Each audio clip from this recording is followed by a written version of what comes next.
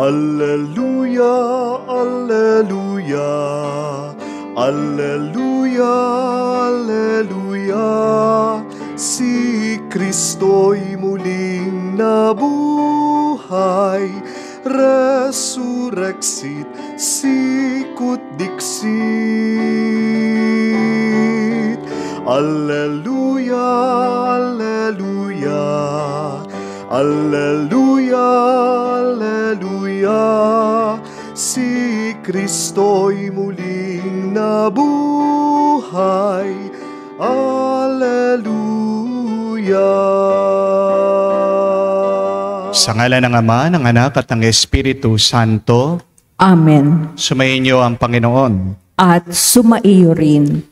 Mga kapatid, madalas sa ating buhay, naghahanap tayo ng mga bagay na magpupuno sa atin, mga bagay na magpapalakas sa atin, mga bagay na magbibigay ng tuwa at saya sa atin.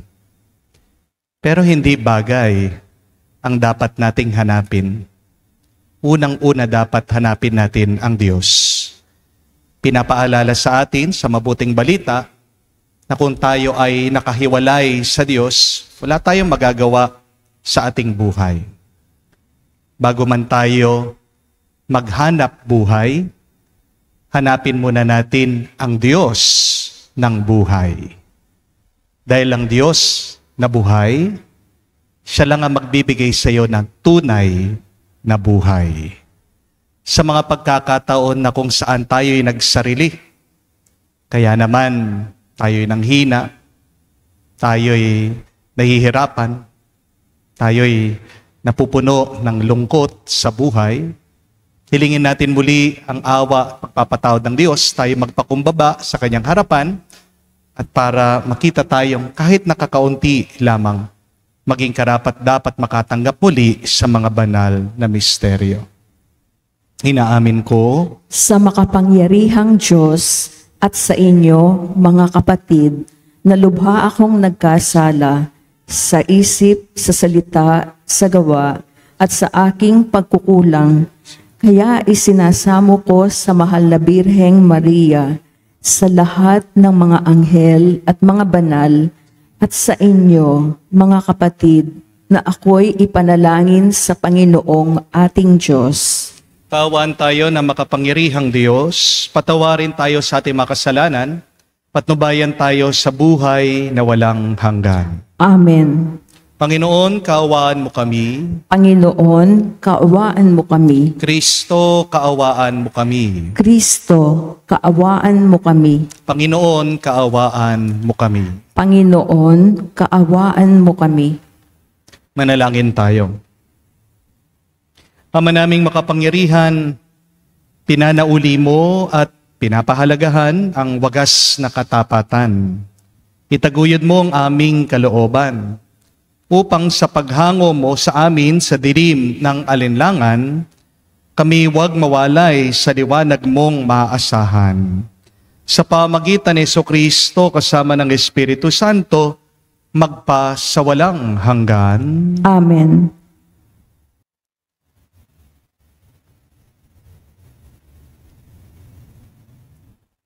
Pagbasa mula sa mga gawa ng mga apostol.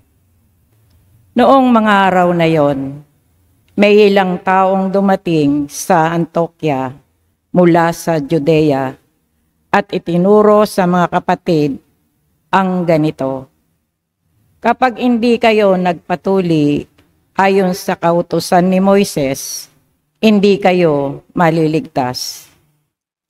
Tinutulan ito ni Pablo at Bernabe at naging mainitan ang kanilang pagtatalo tungkol dito.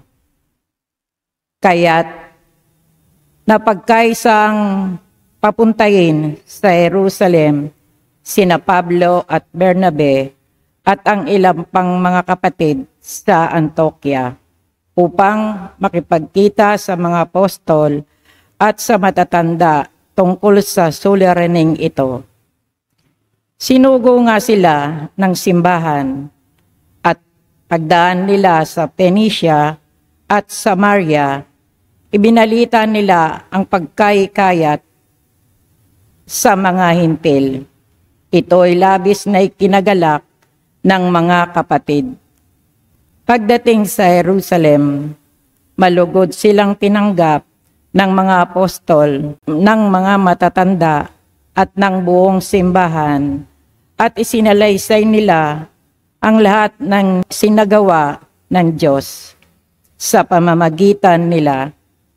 Ngunit tumindig ang ilang nananampalataya kabilang sa pangkat ng mga Pariseo, at ang sabi nila, kailangan tulihin ang mga hintil na sumasampalataya at utusang tumupad sa kautusan ni Moises.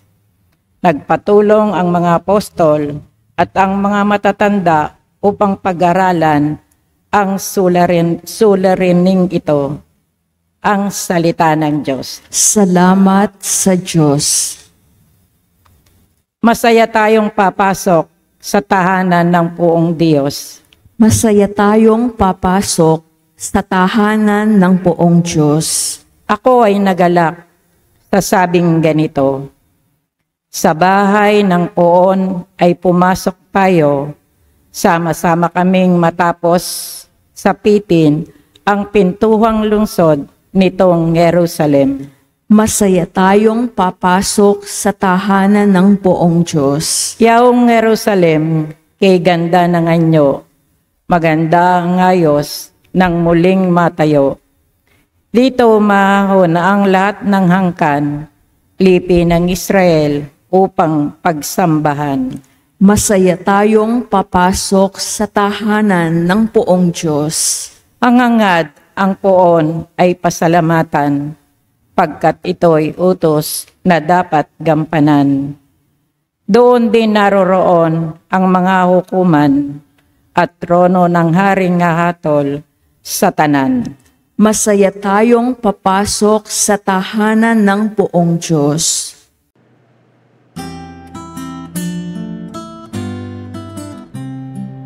Alleluia, alleluia, alleluia, alleluia, alleluia, alleluia, alleluia, alleluia, alleluia, alleluia, alleluia, alleluia. Sa Poon ay manatili, siya'y sa atin lalagi, mamungang malwalhati. Alleluia, alleluia. Sumainyo ang Panginoon. At sumaiyo rin. Ang mabuting balita ng Panginoon ayon kay San Juan. Papuri sa iyo, Panginoon. Nung panong yon, sinabi ni Jesus sa kanyang mga alagad, ako ang tunay na puno ng ubas, at ang aking ama ay tagapag-alaga. Pinuputol niya ang bawat sangang hindi namumunga, at kanya namang pinuputulan at nililinis ang bawat sangang namumunga, upang lalong dumami ang bunga. Nalinis na kayo sa pamagitan ng salitang sinabi ko sa inyo. Manatili kayo sa akin at mananatili ako sa inyo. Hindi makakapamunga ang sangang hindi nananatiling nakakabit sa puno. Gayon din naman, hindi kayo makakapamunga kung hindi kayo mananatili sa akin. Ako ang puno ng ubas, kayo ang mga sanga. Ang nananatili sa akin at ako sa kanya, ang siyang namumunga ng sagana. Sapagkat wala kayong magagawa kung kayo'y hiwalay sa akin. Ang hindi nananatili sa akin ay itatapon at matutuyo, gaya ng sanga. Ang gayong mga sanga ay titipunin at susunugin. Kung nananatili kayo sa akin at nananatili sa inyo ang salita ko, hingin ninyo ang inyong maibigan at ipagkakaloob sa inyo, na pararangalan ang Ama kung kayo'y namumunga ng sagana. At sa gayo'y napapatunayan, mga alagad ko kayo. Mga kapatid, ang mabuting balita ng ating Panginoon. Pinupuri ka namin, Panginoong Hesu Kristo. Muli po, magandang araw sa inyong lahat. Magandang araw po, Father. At ako po ay muling nagpapasalamat sa lahat ng mga sumusuporta sa ating YouTube channel, sa ating Facebook page, sa ating online mass. Ilang araw na lang po ako ay lilipat na ng parokya. Para sa mga nagtatanong po tungkol sa donation, medyo mag-iiba po yung ating bank account. Inaayos po natin yung ating bank account sa parokya. Pakitignan na lang po sa offertory yung pong ating bagong bank account. Sa mga gusto pa pong tumulong, pwede nyo pong dyan i-donate yung gusto nyo pong ipantulong. Muli po, gusto ko lang ipaalaala na hindi po ako directly nagme-message sa inyo at humihingi. Wala pong sapilitan. Kaya nga po, love offering. Yung mga gustong tumulong, sana po galing sa inyong puso. Yung kinatutuwa po ng inyong puso, yan po sana ang inyong ibigay. Huwag po kayong maniniwala doon sa mga nagsasabing, ako si Father Joel. Hindi po. Nandyan po yung ating mga bank accounts, nandyan po yung ating mga online platforms para kayo ay makatulong. Wala pong sapilitan. And again, I am praying for all of you, yung pong lahat na mga tumutulong, ganyan din po yung mga gusto pang tumulong. Pinagdarasal ko na ang Diyos mas dagdagan pa ang inyong ipantutulong. Kayo po ay regalo, grasya, galing sa Diyos. Maraming salamat po. Isa po sa mga pinakasikat, pinakamasarap na bigas ay yung Thai jasmine rice. Ang tanong, ano po ba ang ginagawa ng mga Thailander? Bakit napakasarap po ng kanilang kanin? Kaya kaparehas lang naman po natin sila ng klima, hindi po ba? Mainit din naman po sa Thailand. Pero kung ikukumpara nyo po sa ating mga bigas dito sa Pilipinas, bakit kakaunti yung ating bigas at minsan hindi pa ganun kasarap? May natuklasan po kasing teknik ang mga Thailander para magparami ng ani at para mas sumarap pa yung kanilang bigas. Kapag habang tumutubo daw po yung palay at kapag tumaas na po ito hanggang bewang daw ng tao, ang ginagawa po nila sa Thailand, mano-mano agad, pinuputol na nila ito. Hahatiin na po nila yung palay. Gusto po nila hanggang tuhod lang yung tubo, yung taas nung palay. Nakakapagtaka po yun, no? Kasi tumutubo naman ng mabuti yung palay, bakit mo puputulin? Bakit mo hahatiin? Ang tawag daw po dito ay topping, growth control. At meron pong 3 dahilan bakit po nila ginagawa ito. Meron po silang 3 nakitang benepisyo, magandang bunga kapag pinuputol nila agad yung paglaki, pagtubo ng palay. Una, nababawasan daw po yung sukal na damo.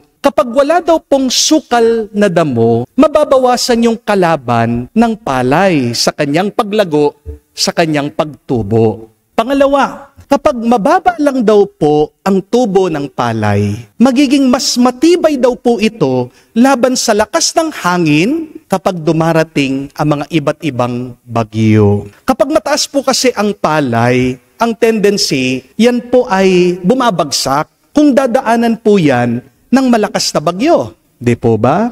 Mataas ang survival rate ng palay kapag mababa ang pagkatanim nito. At pangatlo po, mas dumadami daw yung bunga ng palay kapag ginawa ang teknik na ito. Ang galing po ng mga Thailander, no? Pero ito pong paraan na ito ng pagpaparami ng bunga ay hindi na po bago. Actually, ang inspirasyon pong ito ay galing sa Biblia. At yan po ang turo na narinig natin kay Jesus sa ating mabuting balita ngayon. Sabi po ng ating Panginoon, inaalis daw ng Diyos Ama ang lahat ng mga sangang hindi namumunga at pinuputol din niya, inaalis din niya ang lahat ng namumungang sanga. Bakit?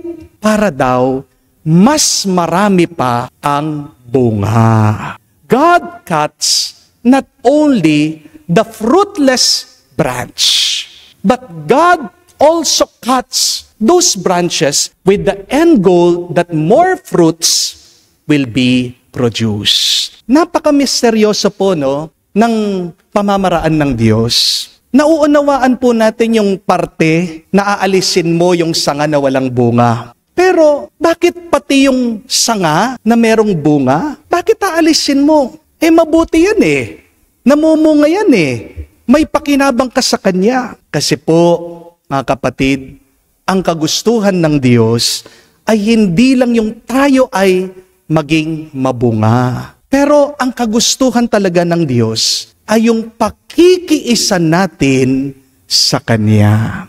Kaya inaalis ng Diyos yung hindi namumunga at yung namumunga kasi baka yung dalawang yan ang nagiging hadlang ng ating ugnayan sa Kanya. Again, understand, my dear friends, our real purpose in life is not only to be fruitful, but to be intimate with God. Because if we love God, if we are one with the Lord, if we are connected with Jesus, we will become more fruitful. Sabi nga po ni Jesus, kung hindi tayo nakadikit sa Kanya, wala tayong magagawa. One problem with us is, we focus so much on the resources, but many times, we forget the source. I will repeat that. The problem with a lot of us, we focus on the resources, but we forget the true source. And our guide back to the source sometimes is God cutting those things that hinders us from the source. Di po ba hindi naman talaga masarap na karanasan yung pinuputol Mabigat yung binabawasan ka. Cutting hurts. Growing is painful. But if we want to become more holy, if we want to become the best version of ourselves, we need to say goodbye to a lot of things in our life. Kung nahihirapan man tayo na iwanan ng mga bagay-bagay sa ating buhay, dapat handa tayong magputol sa gunting ng Diyos. What are those two things that needs to be cut out from our life so that we can become more closer to God, so that we can become more fruitful in our life? First, we need to cut those useless branches in our life.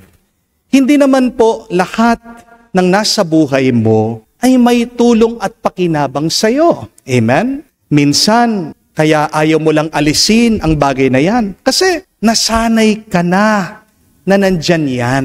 Minsan, mayroong mga bagay na kailangan nating itapon.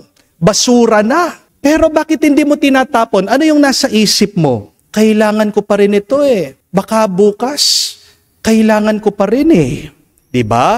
Ugali natin mga Pilipino yan. Pati basura, hindi natin maitapon-tapon. Aminin nyo. Di po ba? Yung kahon na pinanggalingan ng iyong washing machine, hanggang ngayon, andyan pa rin sa bodega nyo. Yung mga Tupperware na mga ginamit nyo, pinagbalot nyo, pinagsyaro nyo, butas-butas na, nakastock. Pagkatapos tinatago mo, para saan pa ba yan? Pati yung plastic na balot, pinanggalingan ng pansit, tinatago, kinukolekta. Kapatid, kailangan nating suriin. Alin ba sa mga bagay sa ating buhay ang wala na tayong pakinabang, nagiging pabigat na lang? Buksan nyo nga po yung mga aparador nyo. Tingnan nyo, ano yung mga damit dyan na kailangan nyo ng pamigay? Kung ayaw nyong itapon. Baka yung uniform mo pa, nung grade 1 ka, nandyan. Baka pati naman yung mga damit mong butas-butas. Gawin mo na lang basahan. Baka pati naman yung mga test paper mo, Nung nag-aaral ka pa sa elementary, tinatago mo. Meron mga ibang tao, hindi nagiging mabunga ang kanilang buhay kasi nakakapit sila sa basura. Amen? Subukan niyo po. Tingnan niyo din, mga tumatakbo sa inyong isip, sa inyong puso. Ano ba yung mga bagay-bagay dyan na nagbibigay lang sa iyo ng pag-aalala, bigat ng loob, hindi na nakakatulong sa iyo? Kapatid, alisin mo na, tapon mo na, putulin mo na, iwan mo na. Meron nga pong isang kasabihan the greatest bully of a child is an unhealed parent. Madami po mga magulang nakakasakit sa mga anak nila. Di po ba? Pero bakit nila nasasaktan yung mga anak nila? Kasi dala-dala pa rin sa puso nila na nung sila'y mga maliliit, sinaktan sila ng kanilang mga magulang. May daladalang sama ng loob ang matanda. Kaya naman, yung sama ng loob na ipapasa, nasasaktan din ng loob ng bata. Amen? Be careful because an unhealed parent is a bully of a child. Minsan kailangan mo din putulin, itapon yung mga masamang alaala para ikaw ay lumago, bumuti sa iyong pagkatao. Amen? Maganda din pong itanong ito. Sa aking relasyon ngayon sa ibang tao, sino ba yung nandyan na nagiging hadlang ng aking paglago, ng aking pagpapakabanal? We also need to say goodbye, my dear friends, to some toxic people in our lives. Because if you keep on connecting with them, you will never grow. And you will die of poisoning from their presence. Habang kasing pinakikinggan mo yung opinion ng ibang tao, hindi ka magiging masaya. Di po ba? Kapatid, huwag kang magiging anino ng ibang tao. Do not become a shadow of other people by listening and following their toxic thoughts. Hindi naman po kasalanan yung putulin natin, yung ugnayan natin sa ibang tao Lalong-lalo na pag pinaparamdam nila, napakasama natin. Amen? So, ask that question. What are the fruitless branches in my life now? Who are the barren vines in my relationship, in my connections? Kung hindi mo kayang putulin yung mga bagay na yan o yung mga taong yan sa iyong buhay, hayaan mo ang Diyos ang pumutol. Ipagdasal mo sila. Amen? But secondly, we need to cut off our comfortable branches if we want to grow. Amen? Alam niyo po ba ang number one killer ng tagumpay? Tagumpay din. Success sometimes kills our future success. Minsan, kapag nakarating ka na sa tuktok ng bundok, kala mo tapos na. Di po ba? But no. Remember, my dear friends, that the top of your mountain is the foot of another mountain. Kaya dinadala po tayo ng Diyos sa tuktok ng isang bundok. Hindi para tayo'y magmalaki, para tayo'y magmayabang. Kaya dinadala ka ng Diyos sa tuktok ng bundok para maipakita pa sa iyo ang susunod mong paglalakbay. The top of your mountain is a vantage point. God will bring you to the top of the mountain to show you where you need to go in your life. Remember that mountaintops give us direction. Marami po siguro sa inyo alam yung Nokia, yung pong sikat na cellphone. Nung araw, di ba, lahat ng mga tao naka-Nokia. Ngayon, Apple na. Pero napansin niyo po, bakit nalaos yung Nokia? Ang ganda pong produkto nito. Ang tibay po ng Nokia cellphone, di ba? Kahit na ilang beses nababagsak yung cellphone, gumagana pa rin. Ano po ang nangyari? Bakit bigla-bigla bumagsak ang kumpanya ng Nokia, nawala po, hindi na ganun kasikat ang Nokia cellphone? Napanood ko po yung interview ng isang opisyalis nila. Ang sabi niya, wala namang kaming ginawang mali pero wala din kaming ginawang magbago. My dear friends, do not become complacent. Do not rest on your laurels. Comfort has a way of softening us, making us weak, and preparing us for failure. Kaya nga po, mga kapatid, huwag mong iisipin na kapag nagtagumpay ka na, ay talagang matagumpay ka. Sana manatili kang nagpapakumbaba. At kahit na nagtagumpay ka, sana makilala mo, ikaw ay nagtagumpay dahil sa Diyos.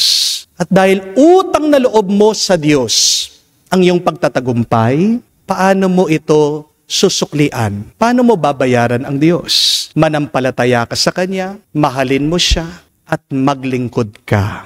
Amen? Kaya nga po, minsan na malungkot na kwento, maraming mga matatalino sa eskwela, pero kulelat sa totoong buhay. Maraming mga OFW na yumayaman sa ibang bansa, sa abroad, pero pagka-uwi nila dito sa Pilipinas, nauubos lahat ng kanilang pinundar. Marami din po napaka-active sa simbahan, pero mabibigla ka na lang, nasasangkot sa panloloko o nababalitaan mo, meron silang kaso. Yes, God is happy if we become successful. But God will become much more happier if we become loving. Amen? Because true success is not measured with what you have gained, but true success is seen in what you have given. Ang habilin po ng ating Panginoong Jesucristo, remain in me as I remain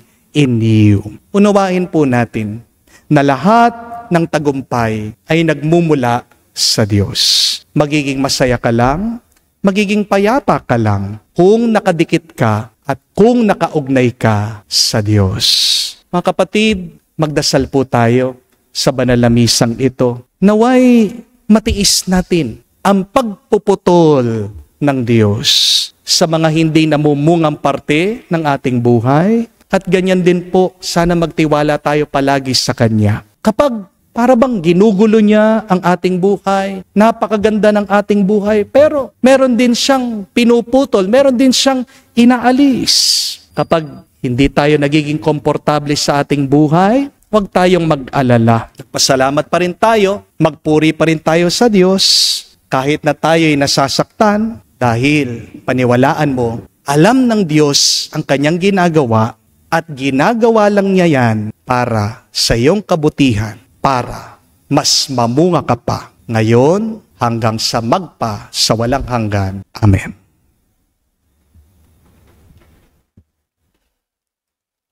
Tumayo po tayo, alay po natin sa Diyos ang ating mga dasal at panalangin at ating sabihin, Panginoon, dinggin mo kami. Panginoon, dinggin mo kami. Ang pagkakaisang nagmumula kay Kristo, ang tunay na puno ng ubas, naway makahikayat sa lahat ng Kristiyano sa kanyang simbahan. Manalangin tayo sa Panginoon. Panginoon, dinggin mo kami. Ang mga pari, relihiyoso, at mga misyonero naway maging tapat sa kanilang bokasyon sa simbahan at manatiling kaisa ni Kristo sa kanilang gawain. Manalangin tayo sa Panginoon. Panginoon, dinggin mo kami. Ang mga nagdaranas ng mga pagsubok at kahirapan sa buhay, naway manatiling tapat kay Kristo at sa kanyang ebanghelyo. Manalangin tayo sa Panginoon. Panginoon, dinggin mo kami. Sa katahimikan po ng ating puso, banggitin din natin sa Diyos ang ating mga personal na pangangailangan. Panginoon, wala kaming magagawa anuman kung wala ka sa aming piling. Dinggin mo ang aming mga panalangin. Panatilihin mo kami sa iyong pag-ibig. Hinihiling namin to sa pamagitan ni Kristo, aming Panginoon. Amen.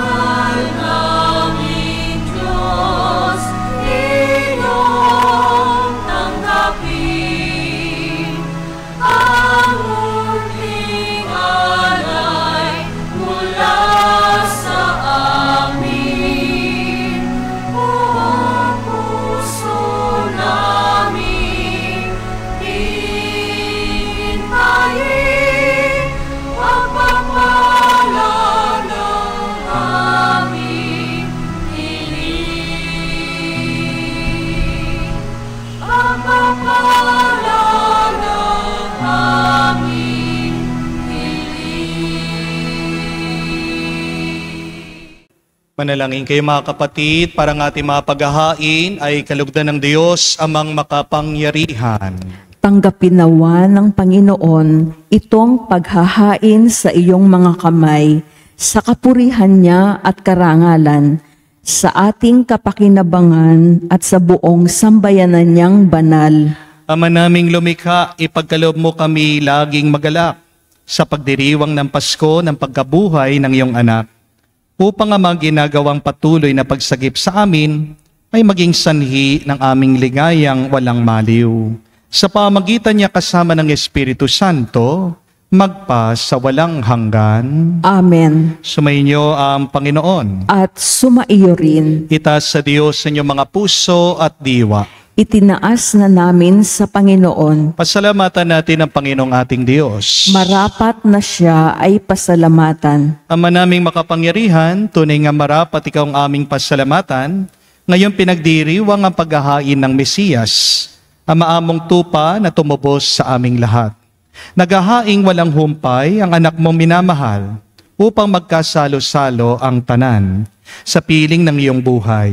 Hindi na mamamatay ang inihain sa krus. Ang sa krus pinakoy buhay, laging bilang handog.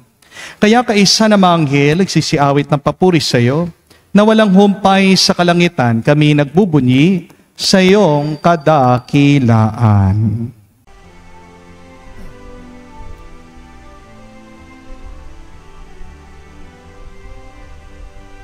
Santo, Santo, Santo, Panginoong Diyos ng mga hukbo, napupuno ang langit at lupa ng kadakilaan mo.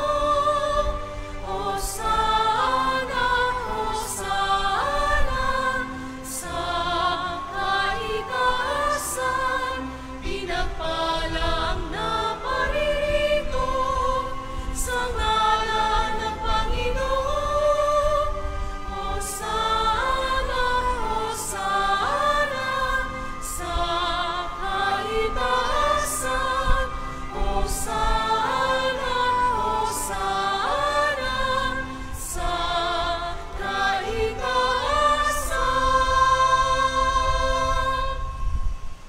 Ama naming banal, ikaw ang bukalan tanang kabanalan. Kaya't sa pamagitan ng iyong Espiritu, gawin mong banal ang mga kaloob na ito upang para sa amin maging katawan at dugo ng aming Panginoong Hesu Kristo. Bago niya pinagtiis ang kusang loob na maging handog, hinawakan niyang tinapay, pinasalamatan kanya. Pinaghati-hati niya iyon, inabot sa kanya malagad at sinabi, "Tanggapin ninyong lahat ito at kanin, nitong aking katawan na ihahandog para sa inyo."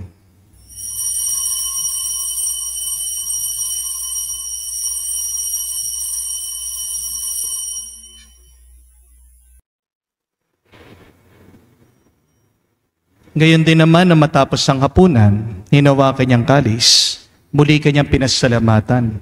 Inabot niyang kalis sa kanya malagad at sinabi, "Tanggapin ninyong lahat ito at inumin.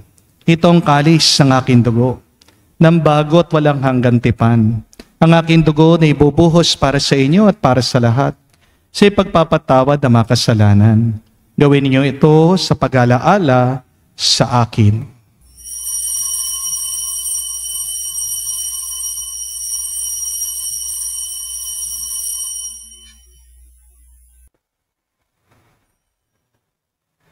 Ang misteryo ng pananampalataya. Aming ipinahayag na namatay ang iyong anak, nabuhay bilang Mesiyas at magbabalik sa wakas para mahayag sa lahat. Ama, ginagawa namin ngayon ang pag-alaala sa pagkamatay, muling pagkabuhay ng iyong anak.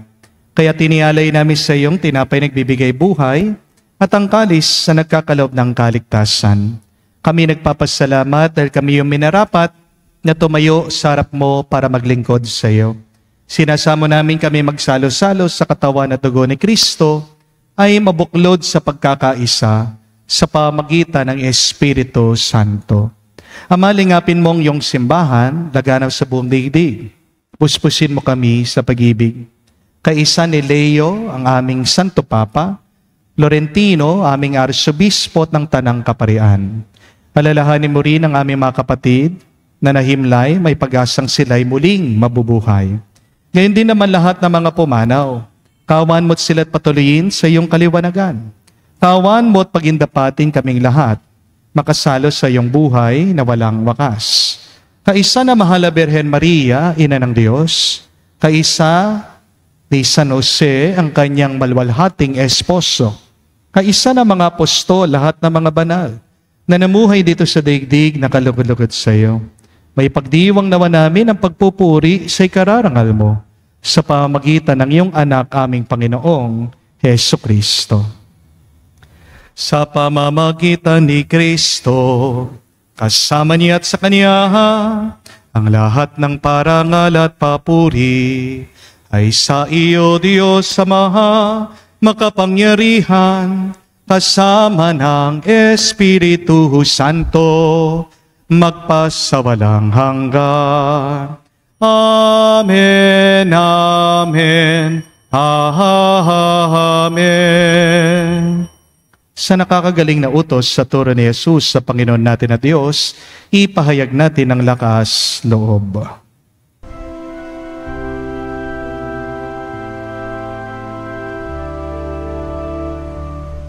Ama namin, sumasalangit ka, sambahin ang ngalan mo, mapasa amin ang kaharian mo, sundin ang loob mo dito sa lupa, para nang sa langit. Bigyan mo kami ngayon ng aming kakanin sa araw-araw,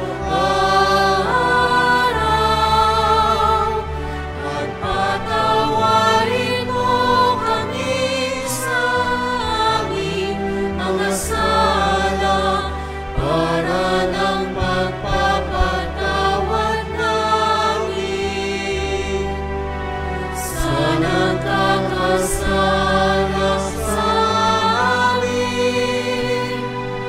At huwag mo kaming ipahintulot sa tukso, at iadya mo kami sa lahat ng masama.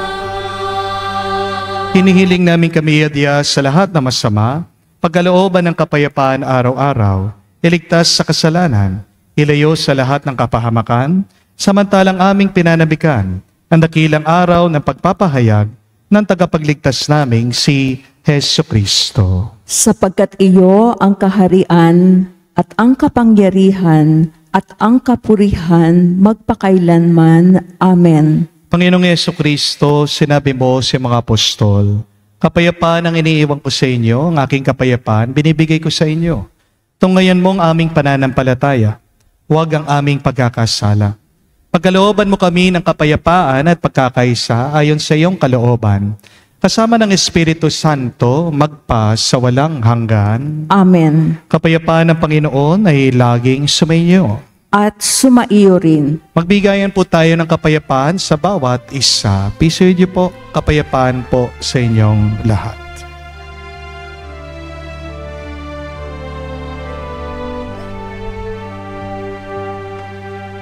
Kordero ng Diyos na nag-aalis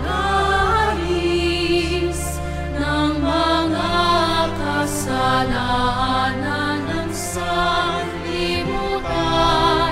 maawa ka sa amin.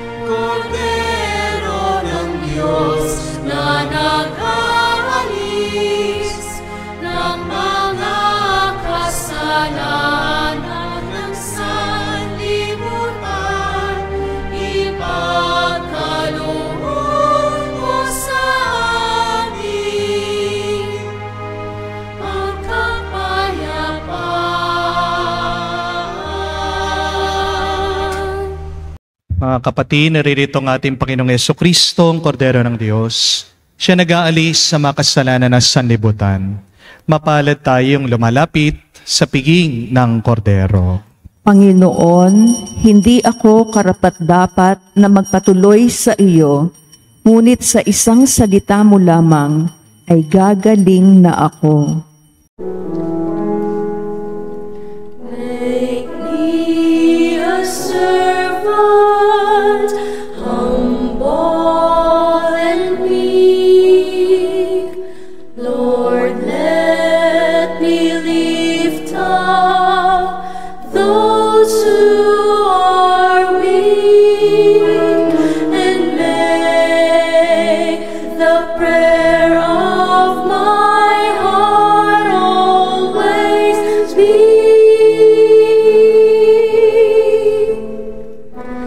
Make me a servant, make me a servant, make me a servant today.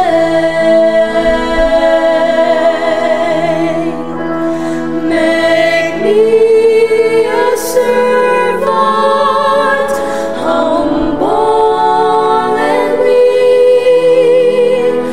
Lord, let me lift up those who are weak, and make the prayer of my heart always be.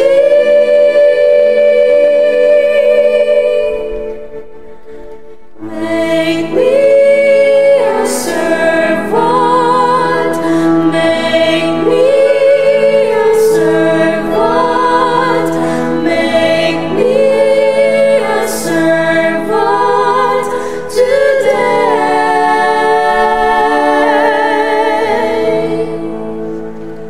Manalangin tayo. Ama naming mapagmahal, ang aming mga pagluhog ay iyong pakinggan para sa pagkakamit ng iyong tulong sa amin araw-araw.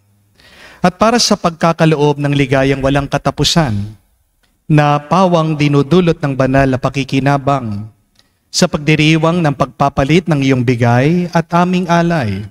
Sa pamamagitan ni Jesucristo kasama ng Espiritu Santo, magpa sa walang hanggan. Amen. Masakit po ang pinuputulan. Mabigat ang nawawalan.